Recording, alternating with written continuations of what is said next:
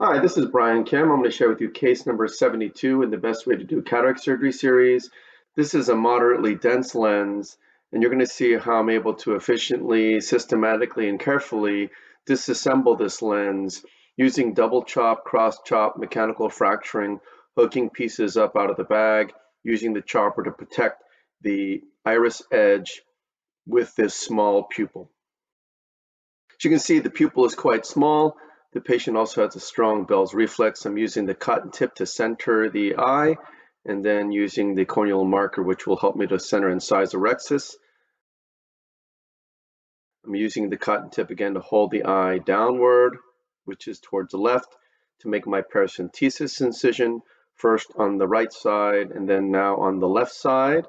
I make sure the incision is flat to the iris plane, which creates a nice corneal shelf, which will allow me to achieve a self-sealing incision. This is intracameral lidocaine, as well as some intracameral epinephrine.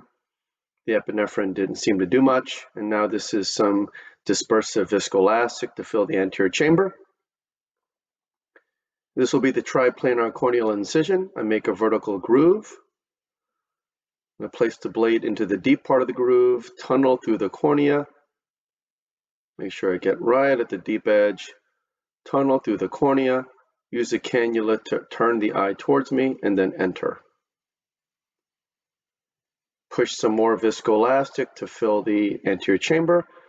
Turn the forceps teeth sideways and enter for my puncture style rhexis. I puncture with the forceps. The tear went slightly towards the left, so I'm trying to find the edge of the tear. Start to create a flap, and then I'm going around circumferentially, trying to make the tear actually a little bit larger than the pupil edge here.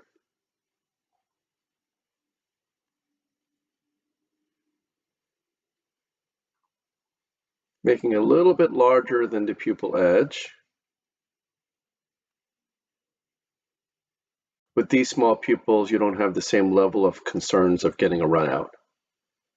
Go ahead and finish off the rhexis and burp the viscoelastic. This is the capsular fornix hydrodissection technique. I place the cannula out underneath the rhexis edge. When I get to the edge of the capsule bag, you can see it kind of gives us a little jiggle movement. Point the tip down, get a nice fluid wave. Decompress on the left side, turn the cannula tip down and to the right. You can see the lens begins to spin quite nicely. So when I'm placing that cannula tip out to the equator, you feel that it gets to the capsular fornix because the bag does a little nudge movement.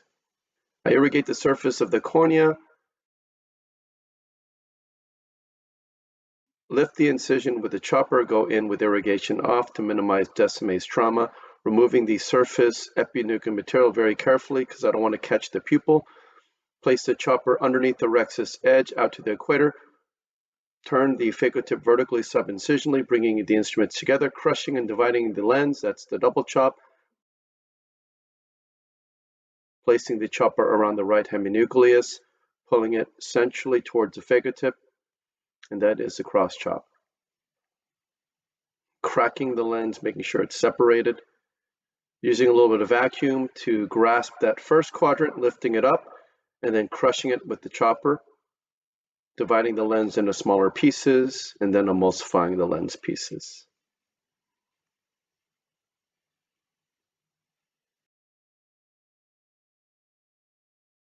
Placing the chopper around the second quadrant, pulling it centrally towards the phaco tip, positioning the phaco tip deep, and then grabbing that fragment, pulling it up, and then chopping it.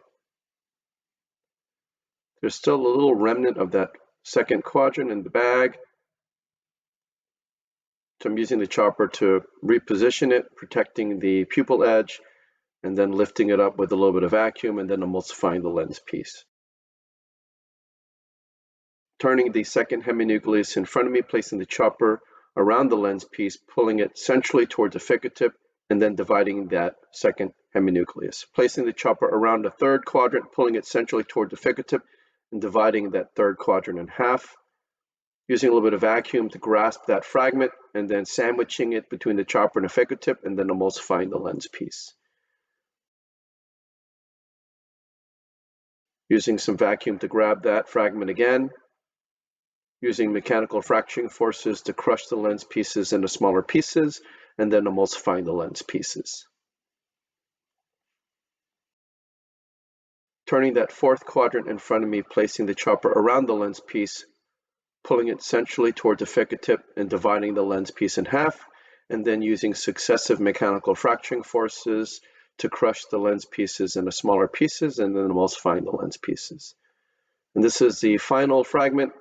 I just hook it with the chopper, protect the pupil edge, kind of ushering the lens piece up out of the bag, using a little bit of vacuum to grab the lens piece, crushing it, and then dividing the lens piece.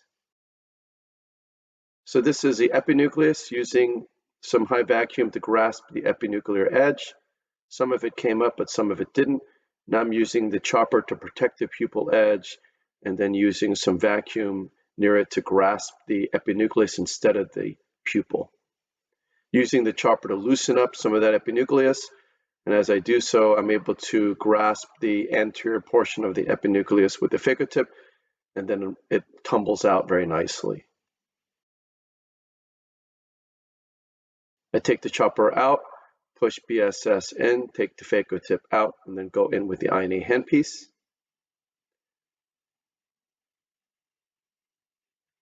Adjusting the sleeve, starting sub-incisionally, removing the cortical material from anterior to posterior, sweeping side to side very gently.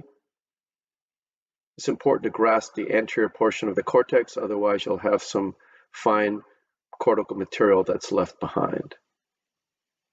Starting in the sub-incisional posterior capsule, trying to grasp some more of that adherent cortical material. And then I'm switching to the polish mode, polishing underneath the rexus edge, again, because this is a small pupil and there could be some weak zonules, weak bag. I like to switch to polish mode so I don't accidentally grasp the capsular bag and pull on it, and as a result, causing more zonular damage.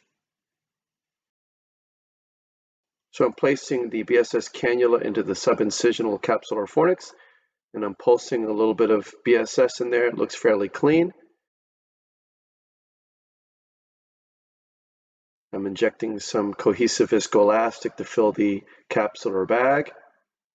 And the pupil is, again, pretty small, and I can't really see the capsular rexus edge. So I go ahead and switch to placing the lens.